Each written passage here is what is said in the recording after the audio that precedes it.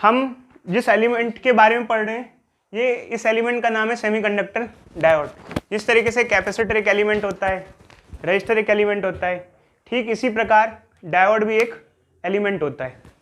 Element का मतलब इसका कोई अपना फंक्शन होता है। तो डायोड मतलब जो हम डॉपिंग करते हैं, ये जो पी एन बनाते हैं, इधर पी डॉप किया इधर एन डॉप किया, इसी कॉन्फ़िगरेशन को हम क्या नाम देते हैं, डायोड। जिस तरीके से रजिस्टर का सिंबल होता है, कैपेसिटर का सिंबल होता है, ठीक ऐसे ही डायोड का भी सिंबल होता है। पता है ना आप लोगों को कैपेसिटर का सिंबल कैसा होता है, रजिस्टर का कैसा होता है? ठीक ऐसे ही डायोड का ये सिंबल होता है। ये वाली साइड पी साइड को रिप्रेजेंट करती है, ये वाली साइड एन साइड को रिप्रेजेंट करती है। बट बात ये है कि हम ये सब पढ़ क्यों रहे हैं। देखो अच्छा, डायोड मैंने आपको स्टार्टिंग में ही बताया था, कैलकुलेशन या कंप्यूटेशन में सबसे छोटी यूनिट जो होती है वो डायोड होती है। इसी डायोड के बेसिस पे हमारे जितने भी कंप्यूटेशन डिवाइस बने हैं वो बने हैं। हमारे मोबाइल फ़ोन में जो प्रोसेसर होता है उसके अंदर ऐसे करोड़ों डायोड लगे होते हैं, लाखों करोड़ों डायोड लगे होते हैं। अब आप कहोगे सर क्या इतना छोटा डायोड भी बन सकता है? पहले नहीं बन सकता था। जैसे जैसे टेक्नोलॉजी बढ़ी, चीज़ों को मिनिएचर करने लग गए। मिनिएचर करते करते करते करते एक चिप पे हज़ारों डायोड लगाने चालू कर दिए। धीरे धीरे डायोड की संख्या बढ़ती गई बढ़ती गई बढ़ती गई। छोटे छोटे डायोड बनाने लगे, मशीन से मैन्युफैक्चरिंग करने लगे, और आज के टाइम में मतलब काफ़ी छोटे डायोड बनते हैं और चिप पे असेंबल होते हैं। बट वो ऑटोमेटिक होते हैं, हम नहीं करते हैं क्योंकि हम तो इतना हाथ से तो कर ही नहीं सकते, छोटा छोटा होता है। तो जितना डायोड चिप पे बढ़ता जा रहा है टाइम के साथ, आपने देखा होगा उतनी चिप्स पावरफुल होती जा रही हैं। एक ज़माने में मोबाइल फ़ोन की चिप्स बहुत कम पावरफुल होती थी, प्रोसेसिंग पावर कम होती थी। धीरे धीरे वो बढ़ता जा रहा है, पावरफुल चिप्स आती जा रही हैं मार्केट में। उतना ज़्यादा हमारा डायोड फास्ट कंप्यूटेशन कर पा रहा है क्योंकि डायोड के बीच में आपस में कंप्यूटेशन चलती है। सिर्फ एक डायोड नहीं होता, लाखों डायोड मिलकर कंप्यूटेशन करते हैं बच्चे, समझ रहे हो बच्चे? ऐसे कई सारे डायोड्स मिलकर कंप्यूटेशन करते हैं। अब आप कहोगे कि सर ये कंप्यूटेशन का मतलब इलेक्ट्रॉनिक्स से कैसे आ गया? देखो बच्चे, एक्चुअली क्या होता है, अगर आप एक दिमाग में एक थॉट रखो तो कैलकुलेशंस जो होती हैं, कैलकुलेटर एक कैसा डिवाइस होता है, इलेक्ट्रॉनिक्स डिवाइस होता है। तो क्या कभी आपने सोचा है कि किस बेसिस पे कैलकुलेटर काम करता होगा? बेसिकली काम तो करंट के बेसिस पे करता होगा ना। करंट के फ्लो को ऐसे मेंटेन करना है कि हमको रीडिंग मिल रही है। अगर हम 2+2 कैलकुलेटर पे रखें तो हमको क्या दिख जाए? 4 दिख जाए। वो इंस्ट्रक्शन दे रहे हैं हम लोग, उसको इनपुट दे रहे हैं और हमें आउटपुट मिल रहा है। वो इनपुट प्रोसेसर में जाता होगा, प्रोसेसर में डायोड होते होंगे, डायोड फंक्शनिंग करते होंगे, वो फंक्शनिंग करते होंगे कैसे ऐड करना है और कैसे उसको डिस्प्ले करना है। बट ये जो ऐड और डिस्प्ले करना है हमको तो जनरल थॉट पे लग रहा है, बट वो फ्लो में कैसे कराना है? फ्लो मतलब समझना है, चार्ज का फ्लो किस तरीके से कराना है ताकि ऐसे रीडिंग आए। ये एक बहुत यूनिक सी चीज़ है, समझे बच्चे? क्योंकि हम 2+2 जब कैलकुलेटर में लिखते हैं तो हमको लगता है 4 आ गया, हमको वो आसान से लगता है। बट आपने ये नहीं सोचा जब 2+2 आपने लिखा होगा, जब आपने 2 लिखा होगा तो 2 बटन दबाते कुछ करंट फ्लो किया होगा, कुछ सिग्नल गया होगा डायोड वायोड के थ्रू प्रोसेसर पे। फिर आपने जब प्लस दबाया होगा तो सिग्नल गया होगा, करंट वरेंट। जब 2 फिर और दबाया होगा तो सिग्नल गया होगा। फाइनली जब 4 हुआ तो फाइनली जो डायोड के सिग्नल्स मतलब गए और प्रोसेसिंग हुई, तो उसने कुछ उसको कैलकुलेशन किया करंट के थ्रू कि करंट इतना मिल रहा है, इतना करंट मिल रहा है तो उसको इतनी रीडिंग शो की जाए। समझे बच्चे? आई बात समझ में? जैसे सिग्नल्स बात करते हैं ना, जैसे मैं आपको कहूँ कि भाई ऐसा इशारा करूँ तो ये इसका मतलब ये है, उसका मतलब ये है, तो ये प्रेस करो तो इतना करंट मिल रहा है तो इसका मतलब ये है, और ये प्रेस करें इतना करंट मिल रहा है तो इसका मतलब ये है। अब जैसे मान लो बच्चे टीवी के रिमोट में भी हम जैसे 1 दबाते हैं तो 1 आ जाता है, वॉल्यूम अप का बटन दबाते हैं उसका मतलब वॉल्यूम अप है। कैसे काम करता है कभी सोचा आपने? जब वॉल्यूम अप दबाते हैं तो सिग्नल जाता है रिमोट से, तो उसके अंदर ऐसा फीड कर रखा होता है कि अगर ये वाला ईएम वेव जा रही हो, कौन सी वाली? क्योंकि आपको पता ना ईएम वेव कौन सी वेव जाती है, बताओ उस नाम बताओ उसका। इंफ्रारेड रे। कौन सी रे? इंफ्रा। तो ये वाली इंफ्रारेड रे तो वॉल्यूम बढ़ानी है, ऐसा इंस्ट्रक्शंस डाले हुए होते हैं कि अगर ये कैच करेगा तो वॉल्यूम बढ़ेगी। अब आप कहोगे वॉल्यूम में भी क्या बढ़ता होगा? वॉल्यूम में बच्चे एक्चुअली वॉल्यूम बढ़ने का मतलब क्या है? सिग्नल ज़्यादा जाते हैं, ऑडियो सिग्नल बढ़ जाता है, समझ रहे हो? ऑडियो सिग्नल का जो करंट है वो बढ़ जाएगा, तो जो साउंड है उसका एम्पलीट्यूड बढ़ जाएगा, तो ज़्यादा साउंड आएगी। तो किस तरीके से कंप्यूटेशन सिग्नल्स कैलकुलेशंस में काम आते हैं, इंस्ट्रक्शंस में काम आते हैं, काफ़ी यूनिक साइंस है अपने में कि हम कैसे इंस्ट्रक्शन दे रहे हैं तो किस तरीके से काम कर रहा है, कैसे आपको डिस्प्ले कर रहा है, कैसे हम मोबाइल फ़ोन में टच कर रहे हैं तो कैसे वो ओपन कर दे रहा है उस चीज़ को। तो ये काफ़ी ज़्यादा मिक्स चीज़ें हैं, सॉफ्टवेयर, इलेक्ट्रॉनिक्स, कम्युनिकेशन, ये सब चीज़ें आपस में काफ़ी ज़्यादा मिक्सड हैं। तो एक्चुअली क्या है बच्चे, यहाँ पर ये हमारा डायोड है, ये बेसिक यूनिट है कैलकुलेशन की। अब चक्कर क्या होता है बच्चे, आमतौर पे जब हम लोग कोई एक डिवाइस है जिसको बैटरी से हम कनेक्ट करते हैं, जैसे मान लो एक रजिस्टर है, हम इसे बैटरी से कनेक्ट करते हैं, मान लो बल्ब है और ये रजिस्टर है, तो अगर मैं बैटरी को सीधा लगाऊं, मतलब ऐसा लगाऊं या इसको रिवर्स करके लगाऊं, इस सर्किट में मुझे नहीं लगता कोई फ़र्क देखने को मिलेगा।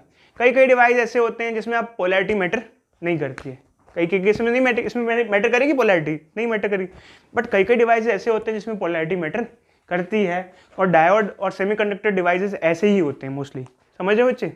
सेमीकंडक्टर डिवाइसेस ऐसे ही होते हैं।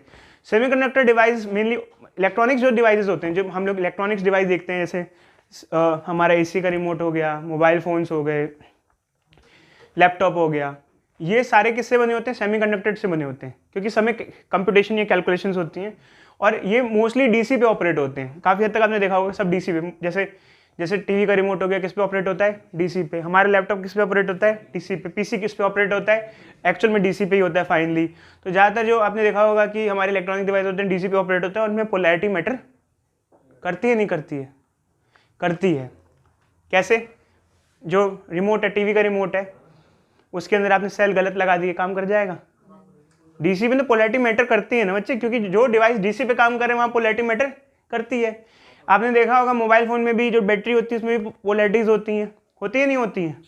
लैपटॉप में भी जो बैटरी होती है उसमें भी पोलैरिटी होती हैं। तो जो सेमीकंडक्टर डिवाइसेस होते हैं वो डीसी पे ऑपरेट होते हैं, उनमें पोलैरिटी मैटर करती है। मतलब सीधा लगाए या उल्टा लगाए तो बात दोनों में सेम नहीं होती। यहाँ से हम सीखेंगे ऐसा क्यों होता है। डायोड भी अगर हम कनेक्ट करते हैं तो पोलैरिटी अलग अलग हो जाती है, तो सारी कहानी क्या हो जाती है? अलग अलग हो जाती है। अब यहाँ पर क्या होता है बच्चे, जब हम लोग डायोड को कनेक्ट करते हैं, इधर देखो बच्चे, डायोड को कनेक्ट करते हैं तो हम इसको बायसिंग कहते हैं। क्या कहते हैं? बायसिंग। मतलब जैसे जैसे भी कनेक्ट करें उसको सेल से। तो जब हम डायोड को कनेक्ट करते हैं सेल से तो दो तरीके से कर सकते हैं, एक बार ऐसे और एक बार रिवर्स करके। ठीक है बच्चे, एक बार सीधा कनेक्ट करके और एक बार उसको क्या कर दो? रिवर्स। तो अच्छा हम फिगर ड्रॉ कर रहे हैं, जैसे मान लो एक डायोड है हमारा, ये पी साइड है और ये क्या है? एन साइड है। अगर पी साइड को पॉजिटिव से कनेक्ट करो और एन साइड को नेगेटिव से कनेक्ट करो, ऐसे केस में इस बायसिंग को फॉरवर्ड बायसिंग कहा जाता है। इसको नाम दिया जाता है फॉरवर्ड बायसिंग। ये हमने नाम रखा है, हमारी मर्जी, हम कुछ भी नाम रख सकते थे, बट इसका नाम हमने क्या दिया है? Forward biasing. समझे बच्चे? ऐसे कनेक्ट करेंगे और जस्ट इसको रिवर्स कर देंगे। रिवर्स करने का मतलब क्या है?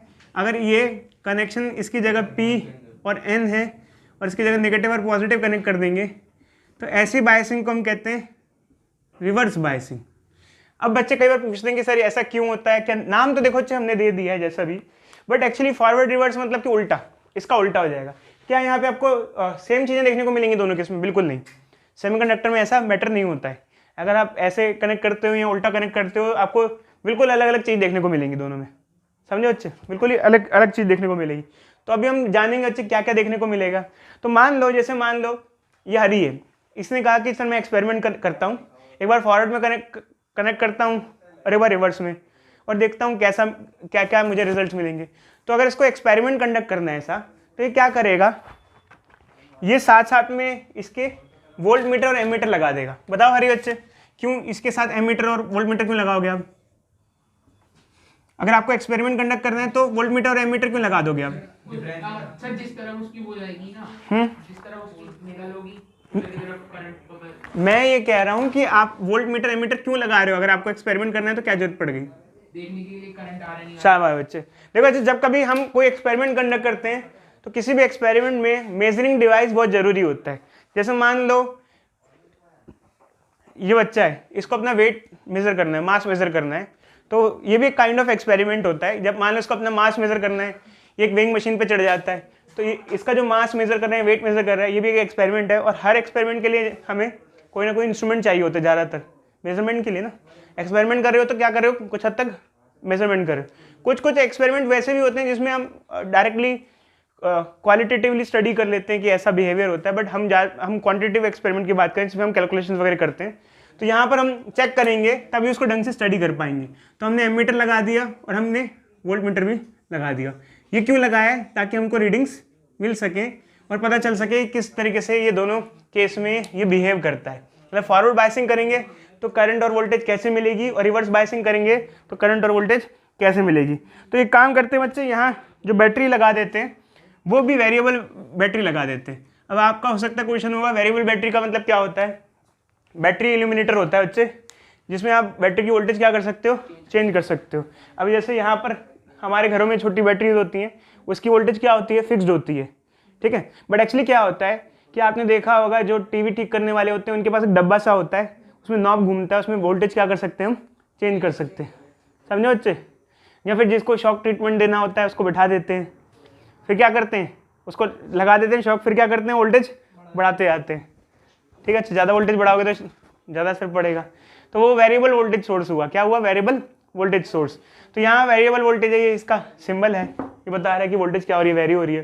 तो आप वोल्टेज को चेंज करोगे, उससे क्या होगा, करंट चेंज होगा, फिर आप रिजल्ट बनाओगे, आप ग्राफ बनाओगे। तो इससे फॉरवर्ड बायस का एक ग्राफ मिलता है और रिवर्स बायस का एक ग्राफ मिलता है। तो अब अच्छे हम देखेंगे, ग्राफ में ड्रॉ करूंगा, उसके बाद बताऊंगा ग्राफ से हमें क्या रिजल्ट मिलता है, फिर हमें क्या पता चलता है कि कैसा बिहेवियर है और क्यों है। ठीक है, स्टार्ट करें, चलो इसको लिख लो। हमारे पास ये हमने जो फॉरवर्ड रिवर्स बायस स्टडी किया, ये इसका ग्राफ है। तो ये ग्राफ है इसका, फॉरवर्ड का, रिवर्स का। अब एक्चुअली क्या है कि ये फॉरवर्ड रिवर्स ऊपर का लिखा हुआ है, तो ये इससे कंपेयर मत करना। इस ग्राफ को देख के अभी आपको कुछ समझ में नहीं आया होगा बच्चे। ये साइड फॉरवर्ड वाली है और ये साइड रिवर्स वाली है। इसको देखते ही कई बच्चों के दिमाग में क्वेश्चंस आ जाते हैं कि सर ऐसा क्यों कि फर्स्ट क्वाड्रेंट में फॉरवर्ड है और थर्ड क्वाड्रेंट में क्या है, रिवर्स है। कोई बच्चा इसका आंसर दे सकता है कि मैंने ऐसा क्यों किया, फर्स्ट क्वाड्रेंट में फॉरवर्ड दिखाया और थर्ड क्वाड्रेंट में रिवर्स दिखाया। देखो अच्छा, चलो हम ना एक सिंपल मैथ्स की बात करते हैं। इसमें क्या होता है, दोनों चीज़ें पॉजिटिव होती हैं। मतलब एक चीज़ आप कन्वेंशन बना लो, इसमें वोल्टेज पॉजिटिव है, करंट भी पॉजिटिव है। तो इसमें ऐसा क्या हुआ कि दोनों चीज़ें नेगेटिव हो गई, कैसे, फिगर के हिसाब से बता सकते हो? शाबाश बच्चे, वेरी गुड। देखो इसके अंदर जैसे बैटरी अगर ऐसे लगी थी, इसको हमने पॉजिटिव माना था, तो हमने बैटरी उल्टी कर दी, तो हमने इसको, इसकी वोल्टेज क्या मान ली, रिवर्स। थर्ड क्वाड्रेंट में दोनों चीज़ें क्या होती हैं, नेगेटिव होती है ना। इधर देखो, थर्ड होता है बच्चे, कभी कभी कुछ ऐसे होते हैं उसमें भी। इधर देखो, तो अगर मान लो यहाँ पर वोल्टेज नेगेटिव हमने की, मतलब वोल्टेज नेगेटिव पॉजिटिव का मतलब नहीं होता रेफरेंस। अगर हमने इसको पॉजिटिव माना और बैटरी, हमने इसको पॉजिटिव माना और बैटरी रिवर्स करके लगा दी, तो अपने आप ये क्या हो जाएगी, इसकी वोल्टेज नेगेटिव हो जाएगी। अब करंट में क्यों, करंट में इसका करंट पॉजिटिव क्यों, इसका करंट नेगेटिव क्यों?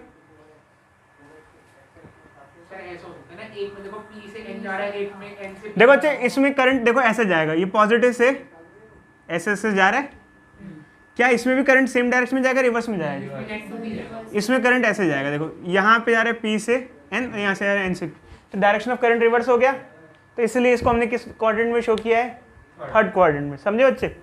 ऐसा नहीं है आप इसको फर्स्ट में कर सकते थे, इसको थर्ड में कर सकते थे, किसी को भी उल्टा। अगर हमने रेफरेंस एक मान लिया है, एक चीज़ को रेफरेंस मान लिया, तो दूसरी चीज़ उसके अपोजिट हो जाती है। ठीक है, अगर मैं सही हूँ, मैंने मान के चल लिया, तो आप मेरे हिसाब से पक्के गलत क्यों कर सकते, बट नहीं करते आमतौर पे। फॉरवर्ड ही हमारा पॉजिटिव कन्वेंशन होता है। इधर ये हमारा पॉजिटिव कन्वेंशन है और ये हमारा नेगेटिव, तो फॉरवर्ड और रिवर्स। अब हम देखते हैं बच्चे, जैसे मान लो हमने क्या किया, यहाँ बैटरी लगाई, ये सब लगाया, तो धीरे धीरे वोल्टेज हमने क्या करनी चालू करी, बढ़ानी चालू की।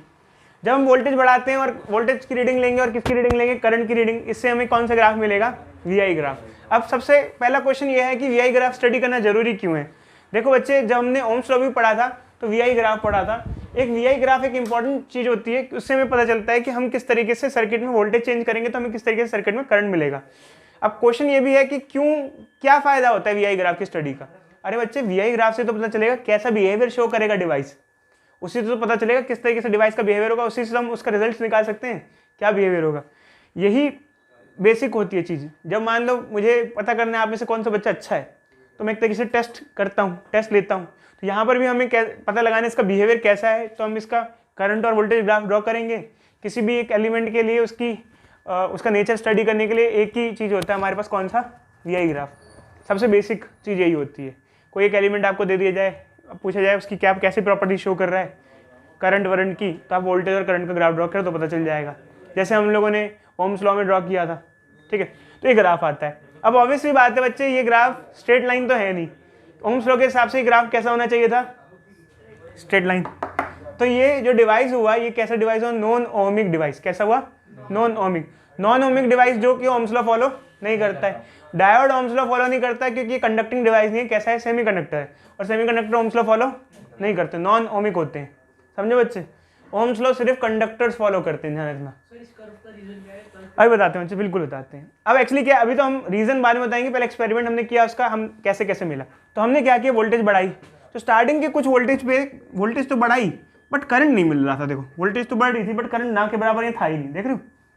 बट बाद में क्या हुआ, ऐसा देखने को मिला कि वोल्टेज जैसे 0.2 वोल्टेज थी, करंट बिल्कुल नहीं है, 0.4 पे नहीं है, बट बाद में जैसी कोई वैल्यू आई उस पर करंट, हमने वोल्टेज बढ़ाई तो करंट बढ़ गया।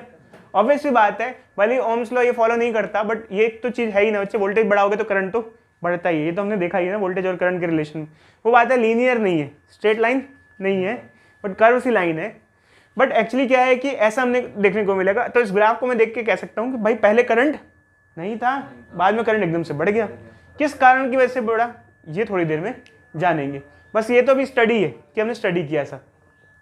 अब क्या किया, जैसे हमने स्टडी किया तो हमने कहा कि एक पॉइंट पे करंट बढ़ने लग जाता है, इस पॉइंट को नाम दे दिया। अच्छा देखो देखो इधर, जैसे यहाँ तक करंट फ्लो नहीं कर रहा था, एकदम से करंट बढ़ने लग गया, इस पॉइंट को नाम दिया जाता है नी वोल्टेज, कट इन वोल्टेज और थ्रेशोल्ड वोल्टेज।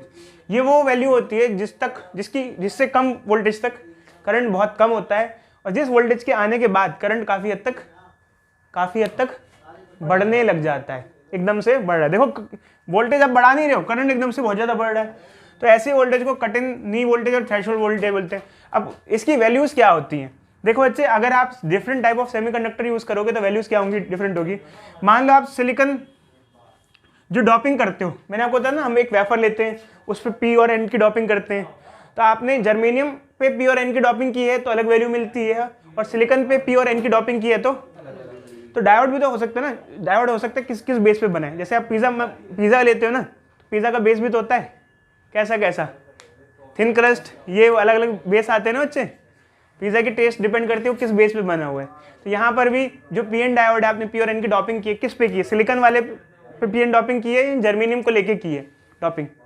जैसे पिज़्ज़ा पे टॉपिंग डालते हैं, बेस क्या है उसका, तो यहाँ पर भी सिलिकॉन लिया है, जर्मेनियम। तो अगर जर्मेनियम लोगे तो नी वोल्टेज कट इन वोल्टेज की वैल्यू जो होगी 0.2 वोल्ट होगी, और अगर सिलिकॉन लोगे तो ये 0.7 होगी। इसका मतलब क्या है कि मान लो मैंने एक जर्मेनियम लिया, उसके बाद उस पर पी और एन की डॉपिंग कर दी, डॉपिंग करने के बाद क्या बन गया, वो पी एन जंक्शन डायोड। अब उस डायोड को हमने फॉरवर्ड बायस में लगाया, तो अगर मैंने सिलिकॉन लिया है तो 0.7 वोल्ट तक अच्छा खासा करंट नहीं मिलेगा। उसके बाद अगर वोल्टेज दूंगा तो मैं अच्छा खासा करंट देखने को मिलेगा। अगर इसकी जगह जर्मेनियम होता तो 0.2 वोल्टेज के बाद ही आपको अच्छा खासा करंट देखने को मिलता, और अगर सिचुएशन होगी तो और अलग देखने को मिलेगा। तो एक जनरल आइडिया बच्चे, तो ठीक है। उसके बाद बच्चे हम आगे आते हैं, तो ये हमने ये देख लिया, स्टडी कर लिया, चलो ठीक है, ऐसा हमें ग्राफ मिल गया, ठीक है। फिर बच्चे अब हम आते हैं रिवर्स बायस में, बट फॉरवर्ड बायस में कुछ चीज़ें हम और भी देख लेते हैं। यहाँ पर जैसे हमें करंट किस में मिल रहा था, मिली एम्पेयर में, और वोल्ट हम कुछ अप्लाई कर रहे थे ऐसे, ठीक है, हमने देखा। अब हम रिवर्स बायस में आते हैं, मतलब कि हमने बैटरी को क्या कर दिया बच्चे, रिवर्स कर दिया, ऐसा सेटअप बन गया ये, ठीक है, ये सेटअप है। अब इसका ग्राफ ऑब्वियस सी बात है, हम इस क्वाड्रेंट पे तो लेंगे नहीं, इस क्वाड्रेंट पे लेंगे, क्योंकि करंट और वोल्टेज की डायरेक्शन हमने क्या कर दी है, हमने वोल्टेज चेंज किया और करंट की डायरेक्शन तो अपने आप चेंज हो ही गई है। तो इसलिए हमने कौन सा क्वाड्रेंट इसको दिखाने के लिए लिया, थर्ड लिया। समझो बच्चे, थर्ड क्वाड्रेंट क्यों लिया हम लोगों ने, इसको शो करने के लिए। तो हम भाई वोल्टेज देंगे और हमको करंट मिलेगा। बट एक्चुअली क्या होता है बच्चे, एक चीज़ स्टडी की जाती है, रिवर्स बायस में ना वोल्टेज देने पे करंट अच्छा खासा मिलता नहीं है, तो बहुत ज़्यादा वोल्टेज लगती है। क्यों लगती है अभी बताएंगे, आपके दिमाग में क्वेश्चन होगा ऐसा क्यों होता है, बताएंगे। बट अभी बता रहे हैं कि क्या होता है ग्राफिकली। देखो यहाँ और यहाँ देखो, तो यहाँ आप कम वोल्टेज दे रहे हो, आपको अच्छा खासा करंट मिल रहा है। यहाँ कितनी वोल्टेज दे रहे हो आप, 20, 40, 60, और करंट कितना मिल रहा है आपको, 10, 20, 30, क्या माइक्रो एम्पेयर में, और यहाँ करंट किस में मिल रहा है, मिली एम्पेयर में। तो इस ग्राफ को देख के क्या लगता है कि फॉरवर्ड बायस में अच्छा खासा करंट मिलता है, रिवर्स बायस में अच्छा खासा करंट मिलता है। रिवर्स बायस में अच्छी खासी वोल्टेज के बाद भी करंट नहीं मिल पा रहा है, बहुत कम करंट मिल रहा है। रीजन जानेंगे, ऐसा नहीं रीजन नहीं जानेंगे, रीजन जानेंगे क्यों होता है। बट हम अभी स्टडी करें ग्राफ से हमें क्या रिजल्ट मिले, समझे बच्चे। जैसे मान लो आप ही मेहनत करते हो, ये भी मेहनत करता है, इसने मेहनत करके एग्जाम दिया, उसने कहा यार मैंने इस तरीके से पढ़ाई की थी, इतनी मेहनत के बाद भी रिजल्ट नहीं आया, और इस तरीके से पढ़ाई की तो रिजल्ट आ गया मेरा। तो इस तरह यहाँ फॉरवर्ड बायस में कनेक्ट किया तो आपने वोल्टेज दी, कम दी, फिर भी आपको ठीक ठाक करंट मिल रहा है मिली एम्पेयर में। रिवर्स बायस में आप अच्छी खासी वोल्टेज दे रहे हो, फिर भी आपको करंट किस में मिल रहा है, माइक्रो एम्पेयर में। तो यहाँ पर भी देखो चाहिए, यहाँ मिली एम्पेयर लगा रखा है, या माइक्रो क्योंकि एमीटर लगा रखा है, क्योंकि एक्चुअली क्या होता है रिवर्स बायस में अच्छा खासा करंट नहीं मिल पाता है। तो अगर मिली एमीटर लगाओगे तो रीडिंग दिखाई नहीं पाएगा, समझ रहे हो बच्चे? इतना कम करंट होगा तो मिली एम्पेयर में क्या मेजर करोगे? जैसे मान लो एक बच्चा है, उसको गोल्ड खरीदना है, तो गोल्ड खरीदना है, क्या वो कबाड़ी वाले का तराजू लेके जाएगा या गोल्ड स्मिथ का तराजू लेके जाएगा? गोल्ड स्मिथ का, क्योंकि उसको इतना क्वांटिटी लेनी ही नहीं है। बच्चे ये हमारा रिवर्स बायस है। तो जैसे हमने फॉरवर्ड बायस में एक टर्म का नाम लिया जिसे कट इन वोल्टेज या न्यू वोल्टेज बोलते हैं, ऐसे ही रिवर्स बायस में क्या हुआ कि स्टार्टिंग में तो यूनिफॉर्मली वेरी कर रहा था, बट एक पॉइंट पे आके करंट एकदम से बढ़ गया। ऐसी वोल्टेज को नाम देते हैं ब्रेक डाउन वोल्टेज। अब किस कारण की वजह से इसको ब्रेक डाउन वोल्टेज कहते हैं ये हम आपको एक्सप्लेन करेंगे, बट यहाँ पर भी क्या हो रहा है, एक वोल्टेज पे करंट एकदम से बढ़ रहा है, इसको कहते हैं ब्रेक डाउन वोल्टेज। इस ग्राफ में क्या है बच्चे, जो रेजिस्टेंस है वो डायनामिक नेचर का है। कैसे? अब रेजिस्टेंस के बारे में बात करते हैं। देखो बच्चे, आमतौर पे जब हम अपनी 10th क्लास में थे, रेजिस्टेंस कैसे निकालते थे? जैसे V इक्वल टू क्या होता था बच्चे? V इक्वल टू क्या होता है? IR। अगर ग्राफ लीनियर हो, कैसा ग्राफ हो? लीनियर, तो आराम से अगर रेजिस्टेंस निकालना है तो कैसे निकाल सकते हो? V/I। बट आपको क्या लगता है क्या IV ग्राफ में, VI ग्राफ में स्लोप क्या देता है? पता है आप लोगों को? रेजिस्टेंस देता है।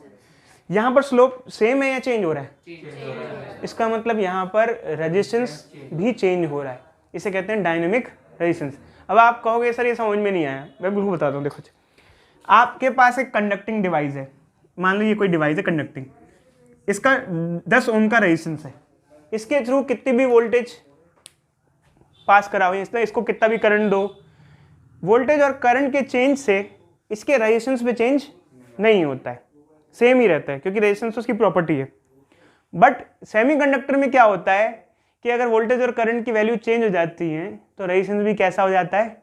चेंज हो जाता है। मैं फिर से रिपीट कर रहा हूँ, आप लोग के लिए काफ़ी यूनिक है। आप लोगों ने देखा होगा ना, एक चीज़ का रेजिस्टेंस इतना है होता है, वो कंडक्टिंग डिवाइस के लिए तो वैलिड है, बट सेमीकंडक्टर में क्या होता है, वोल्टेज और करंट की वैल्यू चेंज होने से उसका रेजिस्टेंस ही क्या हो जाता है? चेंज हो जाता है। ऐसे रेजिस्टेंस को क्या कहते हैं? Dynamic resistance. फिर आप इसकी वैल्यू कैसे निकालोगे? फिर जिस पॉइंट पे आपको इसकी वैल्यू निकालनी है उस पॉइंट पे आपको स्लोप लेना पड़ेगा। क्या लेना पड़ेगा? स्लोप। स्लोप क्या होता है बच्चे? जैसे इससे तो काम चलेगा नहीं, तो क्या लोगे बच्चे? अगर आपको रेजिस्टेंस निकालना है तो दो आसपास के पॉइंट ले लो, delta V by delta I लगा दो, आपको डायनामिक रेजिस्टेंस मिल जाएगा। और दो इसके न्यूमेरिकल हम करेंगे, तो अब अभी आपको ज़्यादा टेंशन या ज़्यादा पैनिक की जरूरत नहीं है, बताएंगे आपको, समझे बच्चे? बट यहाँ रेजिस्टेंस फिक्स नहीं होता है। सेमीकंडक्टर में किसी भी चीज़ का रेजिस्टेंस फिक्स नहीं होता है। डायोड का रेजिस्टेंस फिक्स नहीं होता है कि डायोड है इसका रेजिस्टेंस ये है, वो किस पे डिपेंड करता है? करंट और वोल्टेज पे डिपेंड करता है, समझे बच्चे? हम लोग अभी बायसिंग के बारे में स्टडी कर रहे थे। दो टाइप की बायसिंग होती है, फॉरवर्ड बायसिंग और reverse biasing.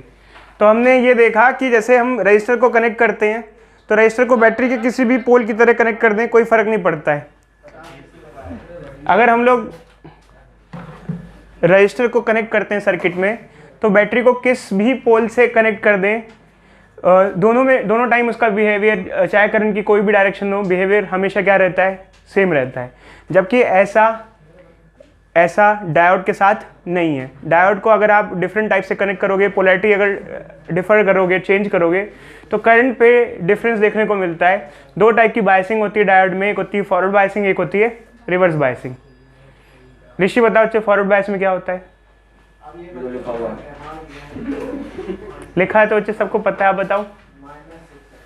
Sir forward bias में जो होता है वो बिट डिप्लीशन होता है, वो डिक्रीज हो जाता है। भाई सब रहन दो, आप फॉरवर्ड बायस या रिवर्स बायस की बात करते हैं तो फॉरवर्ड बायस में जो डायोड होता है हमारा, जैसे ये हमारा डायोड है, तो डायोड में हम इसे पी साइड कहते हैं, इसे एन साइड कहते हैं। जब पी को पॉजिटिव से कनेक्ट करते हैं और एन को नेगेटिव से कनेक्ट करते हैं, ऐसे सिनेरियो में हम इसे फॉरवर्ड बायस कहते हैं। जैसे मान लो अगर हम फॉरवर्ड बायस का फिगर ड्रॉ करें तो ये हमारा डायोड है, ये पी होता है, ये एन होता है। अगर इसको पॉजिटिव टर्मिनल से कनेक्ट करें, इसको नेगेटिव से, तो ये जो टाइप की बायसिंग है, इस बायसिंग को क्या कहेंगे? Forward biasing. रिवर्स बायसिंग में क्या होता है बच्चे? हमारा डायोड है, ये पी है और ये एन है, पी को नेगेटिव से और एन को पॉजिटिव से कनेक्ट करेंगे तो इसे रिवर्स बायसिंग कहते हैं। तो हमने इसके ग्राफ तो देख लिए कि अगर फॉरवर्ड बायसिंग करते हैं तो कैसा करंट मिलता है, रिवर्स। हमने ये देखा था फॉरवर्ड बायसिंग में अच्छा खासा करंट मिलता है, बट रिवर्स बायसिंग में करंट काफ़ी कम देखने को मिलता है। अब हम इसके कारण के बारे में जानेंगे कि ऐसे क्या क्या चीज़ें होती हैं कि फॉरवर्ड में अच्छा खासा करंट देखने को मिलता है, रिवर्स में कम करंट देखने को मिलता है, और इसके कारण क्या है कि डायोड का बिहेवियर अगर करंट को आप रिवर्स कर दो या पोलैरिटी को रिवर्स कर दो तो डिफर क्यों हो जाता है। तो देखो बच्चे, सबसे पहले तो हमारे जो टॉपिक है हमारी टेबल्स में, तो पहला तो वही है कि कैसे कनेक्शन करते हैं, जो हमने अभी डिस्कस कर लिया है। अब सेकंड ये होता है कि जब हम लोग फॉरवर्ड बायस करते हैं तो डिप्लीशन लेयर कम होती है और रिवर्स बायस में डिप्लीशन लेयर इंक्रीज होती है। अब इसको हमें अच्छे से जानना पड़ेगा। अच्छे जैसे मान लो हम बायसिंग कर रहे हैं, तो एक बार हम इसे अच्छे से ड्रॉ करके देखते हैं। मान लो हमारे पास फॉरवर्ड बायस की फिगर है, तो फॉरवर्ड बायस में क्या है बच्चे, ये P है, ये N है, और बीच में क्या होता है, इमोबाइल चार्ज कैरियर्स होते हैं। क्या होता है बच्चे, बीच में इमोबाइल चार्ज कैरियर्स होते हैं। इमोबाइल चार्ज कैरियर जो मूवमेंट नहीं कर सकते उन्हें इमोबाइल चार्ज कैरियर कहते हैं। ऐसे कई सारे इमोबाइल चार्ज कैरियर बीच में होंगे यहाँ पर। अब हम क्या करेंगे बच्चे, इसे फॉरवर्ड बायस में कनेक्ट करेंगे। तो फॉरवर्ड बायस में कनेक्ट करने का मतलब क्या है, P को पॉजिटिव से और N को नेगेटिव से। अब ऐसे में पॉइंट मेंशन किया है, डेप्लीशन लेयर की ये जो थिकनेस है डिक्रीज होती है। ये जो बीच में इमोबाइल चार्ज कैरियर जितने रीजन में है, इस रीजन का नाम होता है डेप्लीशन रीजन। समझ रहे हो, कहाँ से कहाँ तक, जैसे यहाँ से लेके यहाँ तक। अब इसकी डीप में जाने की कोई जरूरत नहीं है, ज़्यादा मत्था पच्ची मत करो बच्चे, बस अभी ऊपर ऊपर से समझ लो कहानी की तरह, ठीक है। अभी फिलहाल कहानी ही समझ रहे हैं। अब देखो बच्चे क्या होगा, इसका थिकनेस कम क्यों होगा, क्योंकि जैसे मान लो यहाँ से नेगेटिव चार्ज है तो इलेक्ट्रॉन यहाँ से चलेगा चलेगा चलेगा, फिर ये आके ये इलेक्ट्रॉन इस पॉजिटिव के साथ क्या हो जाएगा, कंबाइन हो जाएगा, रिकम्बाइन हो जाएगा। जब इलेक्ट्रॉन इस पॉजिटिव आयन के पास आ गया तो ये पॉजिटिव आयन अपने में क्या हो जाएगा, न्यूट्रल हो जाएगा। क्या हो जाएगा, न्यूट्रल। तो ये इलेक्ट्रॉन आया इसके साथ कंबाइन हो गया, फिर ये इलेक्ट्रॉन आया इसके साथ कंबाइन हो गया, तो पॉजिटिव आयंस कम हो रहे हैं।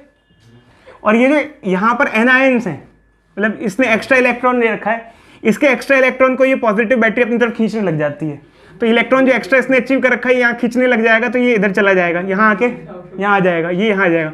तो इससे क्या होता है, यहाँ पर जो आयंस होते हैं वो उनकी संख्या कम होने लगती है, वो न्यूट्रलाइज होने लगते हैं। क्या होने लग जाते हैं, न्यूट्रल। समझे बच्चे, अब आयन नहीं है।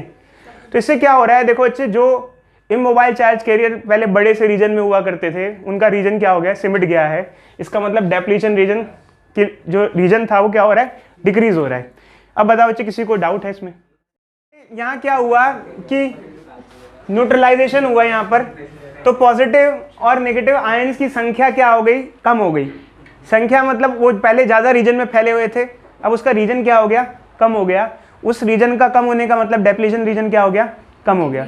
अब इससे क्या होता है, बच्चों के दिमाग में कई सारे थॉट्स होते हैं कि सर इससे क्या होगा, डेप्लीशन लेयर कम हो गई। चलो अब अच्छे से समझते हैं। देखो बच्चों, हमने कुछ क्लासेस पहले आपको जब पीएन जंक्शन फॉर्मेशन पढ़ाया था तो उसमें एक चीज़ बताई थी, फिर पीएन जंक्शन जब फॉर्मेशन होती है तो दो टाइप के करंट होते हैं, एक होता है ड्रिफ्ट करंट, एक होता है डिफ्यूजन करंट। एक होता है ड्रिफ्ट करंट, एक होता है डिफ्यूजन करंट। ये दोनों ही करंट फ्लो करते रहते हैं, बट आपस में जितना डिफ्यूजन करंट फ्लो कर रहा होता है उतना ही ड्रिफ्ट। तो नेट करंट क्या हो जाता है, जीरो हो जाता है जब कोई बाइसिंग नहीं की जाती, तब की बात बता रहा हूँ, when there is no biasing. क्योंकि अभी हम वो डिस्कस कर रहे हैं, अगर आपको ये क्लास के बारे में याद होगा जो हमने बताया था आपको पीएन जंक्शन फॉर्मेशन के बारे में, तो पीएन जंक्शन फॉर्मेशन में हमने आपको बताया था कि दो टाइप के करंट होते हैं, एक ड्रिफ्ट करंट होता है, एक क्या होता है, डिफ्यूजन। और स्टार्टिंग में डिफ्यूजन करंट ज़्यादा होता है, बाद में ड्रिफ्ट बढ़ जाता है, और एक टाइम पर दोनों बराबर होते हैं तो नेट करंट क्या हो जाता है, जीरो हो जाता है। बट उस टाइम हमने आपको बताया था कोई बाइसिंग नहीं की हुई थी। बट अब बाइसिंग करने पे क्या होगा, क्या ड्रिफ्ट करंट पे क्या असर पड़ेगा, डिफ्यूजन करंट पे क्या असर पड़ेगा, क्या एक दूसरे को कैंसिल कर देंगे, कैसा फर्क होगा। देखो बच्चे, डेप्लीशन लेयर कम होने से क्या हुआ, एक्चुअली क्या हुआ, जब डेप्लीशन लेयर कम हुई तो देखो बच्चे, सबसे पहले हम आते हैं डिफ्यूजन करंट। डिफ्यूजन करंट हमने आपको क्या बताया था, एन साइड में इलेक्ट्रॉन्स भी होते हैं और होल्स भी होते हैं। इलेक्ट्रॉन्स क्या होते हैं, मेजॉरिटी होते हैं, और होल्स क्या होते हैं, माइनॉरिटी होते हैं, ठीक है। और यहाँ पर भी, यहाँ होल्स मेजॉरिटी होते हैं, इलेक्ट्रॉन माइनॉरिटी होते हैं। तो एक्चुअल में क्या होता है कि जब हम बाइसिंग भी करते हैं तो बाइसिंग के टाइम पे भी दो करंट फ्लो कर रहे होते हैं, एक ड्रिफ्ट करंट और एक डिफ्यूजन करंट। बट एक्चुअली क्या है, जब हम लोग फॉरवर्ड बाइसिंग करते हैं, कौन सी बाइसिंग करते हैं, फॉरवर्ड। तो फॉरवर्ड बाइसिंग में क्या होता है बच्चे, जैसे मान लो हम होल्स के बारे में बात नहीं करेंगे, हम सिर्फ बात करेंगे इलेक्ट्रॉन के बारे में। तो जो डिफ्यूजन करंट था वो किसकी वजह से था, जब कोई यहाँ का इलेक्ट्रॉन, n का इलेक्ट्रॉन यहाँ से यहाँ जाए, इसकी वजह से जो करंट क्रिएट होता था इसे कहते थे डिफ्यूजन करंट। समझ रहे हो बच्चे? और जब यहाँ का कोई इलेक्ट्रॉन यहाँ से यहाँ आता था तो उसे कहते थे ड्रिफ्ट करंट, मतलब उसकी वजह से जो करंट का फ्लो होता था उसको कहते थे ड्रिफ्ट करंट। डिटेल में मत जाना, ऊपर ऊपर समझना बच्चे, ठीक है? इधर देखो, तो एक्चुअली क्या था, अगर इलेक्ट्रॉन यहाँ से यहाँ जाते थे तो उसकी वजह से डिफ्यूजन करंट होता था, इलेक्ट्रॉन यहाँ से आते थे उसके से ड्रिफ्ट करंट होता था। जब हम लोग फॉरवर्ड बायसिंग करते हैं तो उसमें से एक को ज़्यादा बेनिफिट मिलता है और एक का क्या हो जाता है, लॉस हो जाता है। जैसे इंडिया में सरकारें चेंज होती हैं हर 5 साल में, कुछ सरकारें चेंज होती हैं तो 5 साल बाद किसी किसी बिजनेसमैन को फ़ायदा हो जाता है और किसी किसी को क्या हो जाता है, नुकसान हो जाता है। अब मैं ये नहीं बताऊंगा किसको फ़ायदा हो जाता है और किसको नुकसान हो जाता है, सब जानते हैं बच्चे कि कोई कोई गवर्नमेंट किसी को ज़्यादा प्रॉफिट देती है और कोई कोई गवर्नमेंट किसी को ज़्यादा पीछे कर देती है, तो वो तो गवर्नमेंट का हिसाब होता है। सेम यहाँ पे भी है, जब बाइसिंग करोगे, फॉरवर्ड बाइसिंग करोगे यहाँ पर, तो इससे एक करंट ड्रिफ्ट है, एक डिफ्यूजन है, तो एक करंट को फ़ायदा मिलेगा और एक करंट को घाटा मिलेगा। कौन से करंट को फ़ायदा मिलेगा यहाँ पर और कौन से करंट को घाटा मिलेगा ये बताते हैं। जब हम लोग बायसिंग करते हैं तो डिफ्यूजन करंट को फ़ायदा होता है, मतलब डिफ्यूजन करंट उल्टा बढ़ जाता है। आमतौर पे जब बायसिंग नहीं करते तो ड्रिफ्ट और डिफ्यूजन बराबर होते हैं और कैंसिलेशन होता है। बायसिंग मतलब जब बैटरी कनेक्ट नहीं करते हैं तो नेट करंट हो जाता है, बट जब बायसिंग कर देते हैं तो डिफ्यूजन करंट बढ़ जाता है और ये घट जाता है और ये अनइक्वल हो जाते हैं। क्यों होते हैं अब आपको बताते हैं। देखो अच्छे, एक्चुअली क्या था, डिफ्यूजन करंट मतलब यहाँ से यहाँ इलेक्ट्रॉन जा रहे थे, ठीक है? अब क्या होगा, जब ये डेप्लीजन लेयर छोटी हो जाएगी, मतलब बीच में आयंस कम होंगे, तो जो इलेक्ट्रॉन यहाँ से जाता था N to P, उसको जाने में क्या होगी, आसानी होगी। क्या होगी, आसानी, क्योंकि उस इलेक्ट्रॉन को कौन रोकता था, जब इलेक्ट्रॉन यहाँ से N to P जाता था उसको रोकने वाला कौन होता था, नेगेटिव चार्ज। वेरी गुड बच्चे, शाबाश। ये जो बीच में नेगेटिव आयन है ना, ये उसको कहता था मैं तो जाने नहीं दूंगा, बट उनकी संख्या क्या हो गई, अब कम हो गई। अब उस नेगेटिव चार्ज की संख्या कम होने से इलेक्ट्रॉन बहुत आसानी से, फिर उसका जो मूवमेंट होगा, अभी बच्चे कोई डिस्कशन नहीं बट सुनते रहो, उसका जो मूवमेंट होगा वो आसान हो जाएगा। मतलब now the movement of electrons from N side to P side becomes easier. क्या हो गया, ईजियर। तो इससे इसका मतलब कि ये जो मूवमेंट थी एन से पी वाली इलेक्ट्रॉन की, ये जो करंट था ये डिफ्यूजन करंट हुआ करता था, तो डिफ्यूजन करंट ग्रेटर हो जाएगा ड्रिफ्ट करंट से। और डिफ्यूजन करंट किसकी वजह से होता था, मेजॉरिटी चार्ज कैरियर की वजह से, ठीक है? मेजॉरिटी चार्ज कैरियर की वजह से होता था।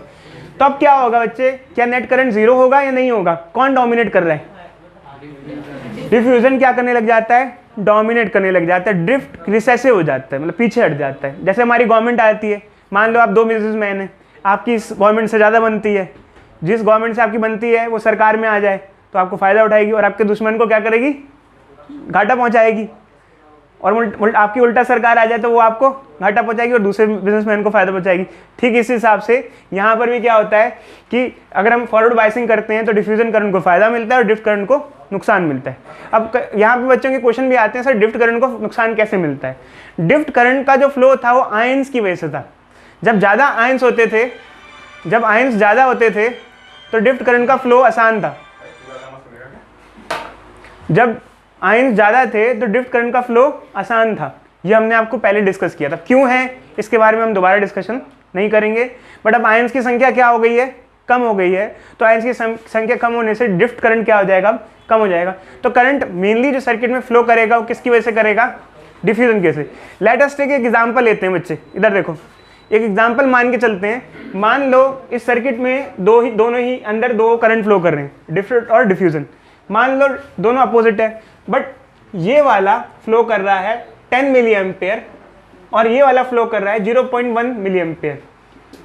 अपोजिट करंट है तो नेट करंट बता सकते हो अप्रॉक्सीमेटली कितना हुआ भाई। एक करंट की डायरेक्शन उल्टा है और एक दोनों की कैसी है, रिवर्स डायरेक्शन है। तो ऑब्वियसली बात है दोनों करंट एक दूसरे को क्या करेंगे, सबसेट करेंगे। बट जो डोमिनेट कर रहा है नेट करंट उसी की डायरेक्शन में फ्लो करेगा। तो कौन डोमिनेट कर गया यहाँ पर, डिफ्यूजन। ये एग्जाम्पल के तौर पर लिखा है बच्चे मैंने, इसको आप सही मत मानना, बता रहा हूँ कि करंट तो उल्टा भी फ्लो कर रहा है but net current flow diffusion की डायरेक्शन में कर रहा है।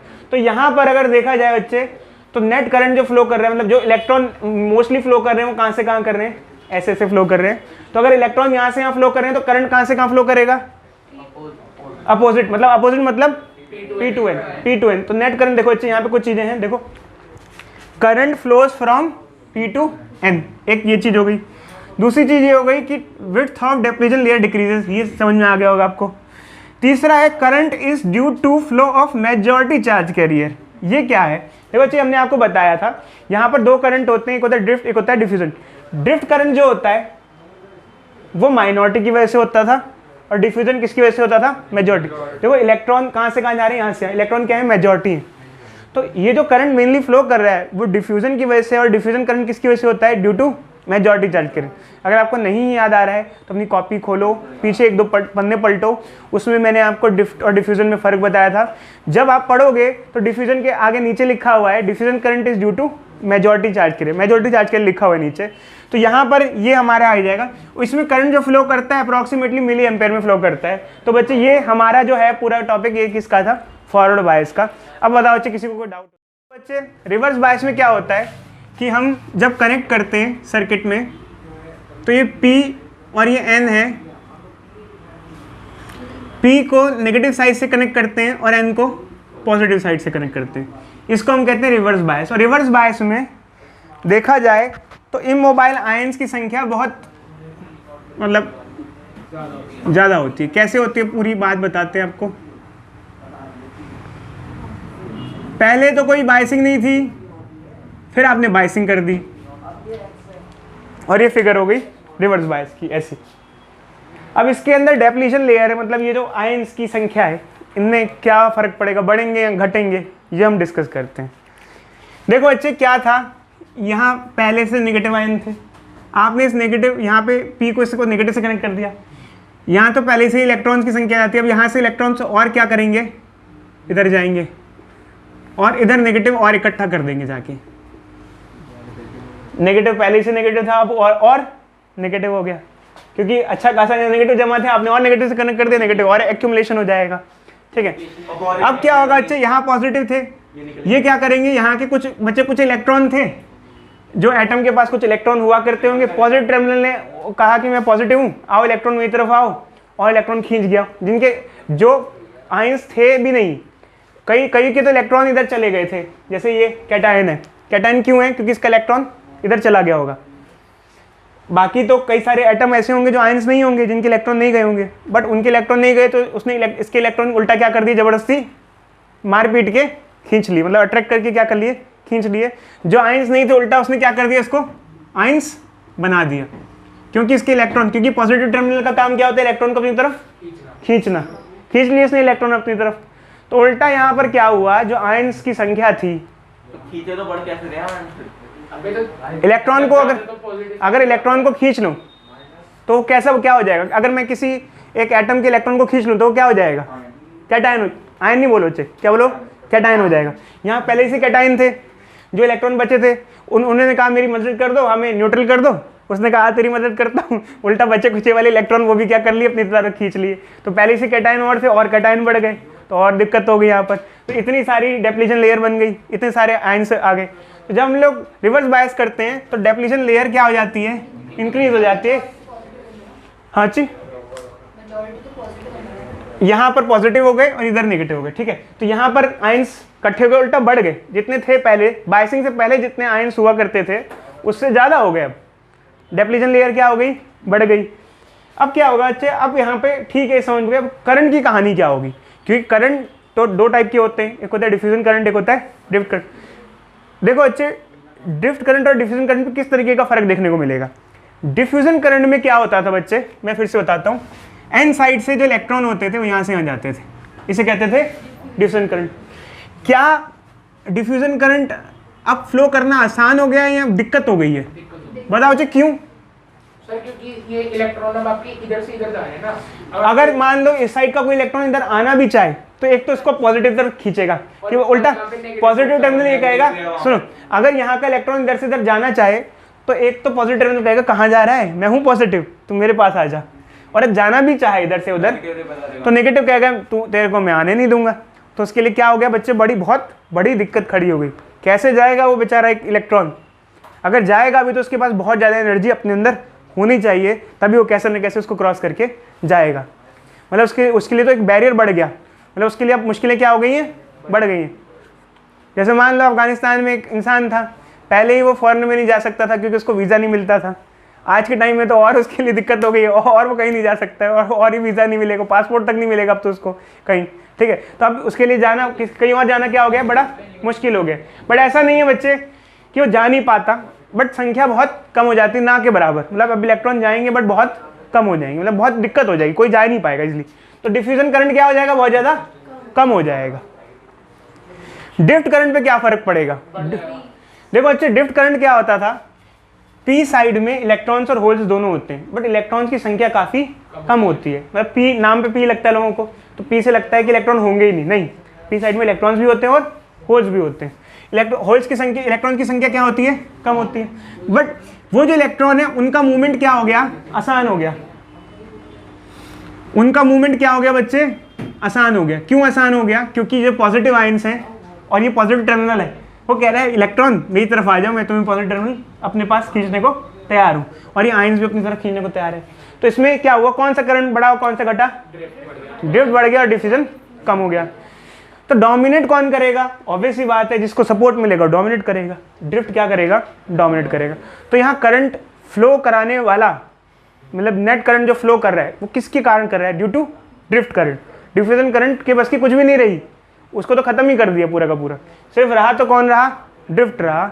ड्रिफ्ट करंट की वजह से करंट फ्लो कर रहा है। ड्रिफ्ट करंट जो करंट होता है वो माइनॉरिटी चार्ज कैरियर की वजह से प्रोड्यूस होता है। हमने आपको बताया था बच्चों, जब डिफ्यूजन और ड्रिफ्ट के बारे में बताया था।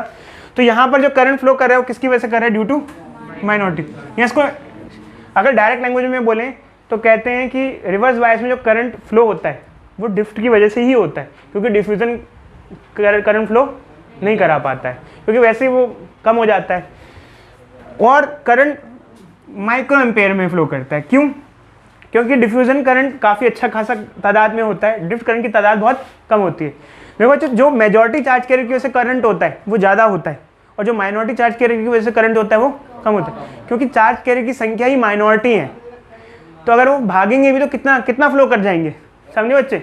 जो डिफ्यूजन करंट था उसमें मेजॉरिटी चार्ज कैरियर थे, चार्ज की संख्या क्या थी, ज़्यादा थी। जब फ्लो भी करेंगे तो ज़्यादा अमाउंट में फ्लो करेंगे, और जब करंट में चार्ज ही कम है, माइनॉरिटी है, जब फ्लो करेंगे तो संख्या क्या रहेगी, कम रहेगी। तो करंट हमको ऑब्वियसली बात है मिलेगा तो ठीक, बट कम मिलेगा, उसकी अमाउंट क्या हो जाएगा, कम हो जाएगा, क्योंकि वो किसकी वजह से फ्लो कर रहा है, माइनॉरिटी की वजह से।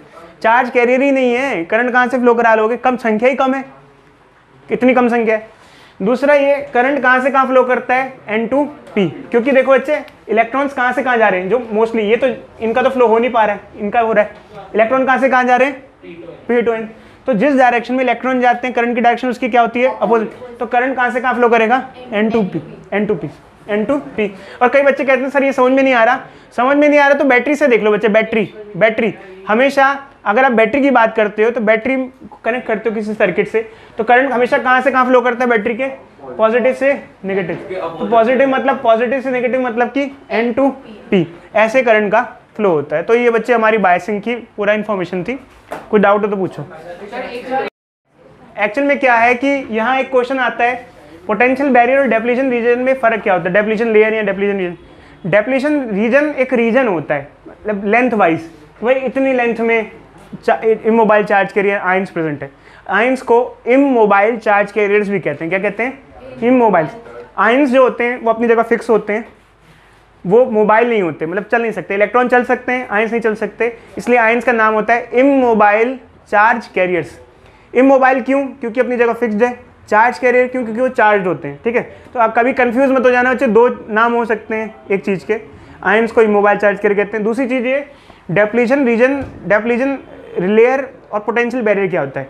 डेप्लीशन रीजन मतलब ये रीजन जिसमें आयंस हैं, उसको रीजन, डेप्लीशन रीजन कहते हैं। डेप्लीशन लेयर की जब बात करते हैं तो उसकी लेंथ की बात करने लग जाते हैं कि इतनी लेंथ में है, तो डेप्लीशन लेयर की थिकनेस इतनी है, करीब करीब कितनी होती है, 10⁻⁻�6 मीटर, मतलब करीब करीब माइक्रोमीटर के ऑर्डर की होती है। ये तो हमने बड़ी सी दिखा रखी है, इतनी बड़ी नहीं होती बच्चे वो। फिर आता है पोटेंशियल बैरियर। देखो बच्चे डेप्लीशन लेयर और पोटेंशियल बैरियर में फ़र्क क्या होता है। डेप्लीशन लेयर मतलब जितने रीजन में आयंस होते हैं उस रीजन को डेप्लीशन रीजन, और उसकी लेंथ को डेप्लीशन लेयर कहते हैं। पोटेंशियल बैरियर क्या होता है, जैसे यहाँ पे कोई एन साइड का कोई इलेक्ट्रॉन है, उसको पी साइड जाना है, तो उसको जाने के लिए उसको कितनी ताकत चाहिए, एनर्जी चाहिए, पोटेंशियल चाहिए, उसे कहते हैं पोटेंशियल बैरियर। अब एक्चुअली क्या होता है बच्चे, पोटेंशियल बैरियर फॉरवर्ड बायस में और रिवर्स बायस में कैसे असर होता है। जैसे मान लो पोटेंशियल बैरियर इलेक्ट्रॉन को कितना आसान है जाना या कितना मुश्किल है, ये डिपेंड करता है। अब देखो एक्चुअली क्या होता है, जैसे मान लो कोई एक यूरोप का स्टूडेंट हो, उसको अमेरिका जाके स्टडी करना आसान है या मुश्किल है। कोई अफगानिस्तान का स्टूडेंट, उसको अमेरिका जाके स्टडी करना कितना ना, किसको बच्चे को आसान है वहाँ जाके स्टडी करना? यूरोपियन को। किसके लिए बैरियर कम है? यूरोपियन वाले के लिए बैरियर कम है। सेम इसी तरीके से जैसे मान लो यहाँ से इलेक्ट्रॉन इधर जाना चाहता है, किस केस में आसान है किस केस में मुश्किल है, उसको हम पोटेंशियल बैरियर कहते हैं। क्या रिवर्स बायस में अब इलेक्ट्रॉन को यहाँ से जाना आसान है?